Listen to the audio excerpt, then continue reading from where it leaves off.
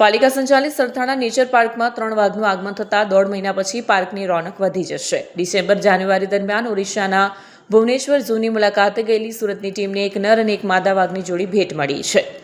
ઉલ્લેખનીય છે કે અગાઉ ઓક્ટોબરમાં ઇન્દોરથી એક નર વાઘ સુરત લવાયો હતો। આ સાથે પાર્કમાં કૃષ્ણા વાઘ સહિત હવે વાઘની સંખ્યા 4 થઈ ગઈ છે, જ્યારે 2 વ્હાઇટ સાથે વાઘની કુલ સંખ્યા 6 થઈ છે। ત્રણેય નવા વાઘને સોમવારે સવારે 9 થી 11 દરમિયાન ડિસ્પ્લે એરિયામાં માત્ર મીડિયા સમક્ષ મુકાશે। જો કે પ્રોટોકોલ અનુસાર 45 દિવસ ક્વોરન્ટાઇન રાખી કાયમી પ્રદર્શનમાં મૂકવામાં આવશે। હું doctor Rajesh Patel, in-charge zoo superintendent, Sarthana nature park, Surat Mahanagarpalika. Sarthana nature park ખાતે આપણે 2 મહિના પહેલાં ઇન્દોર ઝૂ ખાતેથી એક્સચેન્જ કરી અને એક નર ટાઈગર મેળવવામાં આવેલો હતો, જેનું નામ રુદ્ર છે।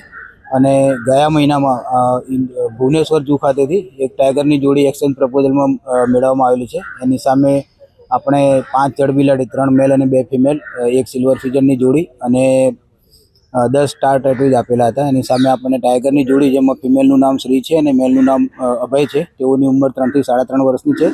અને ત્યાંથી 2 ઉલ્ફની ફિમેલ અને બાર્કિંગ ડિયરની એક જોડી અને 3 ચોસિંગા મેળવવામાં આવેલા છે।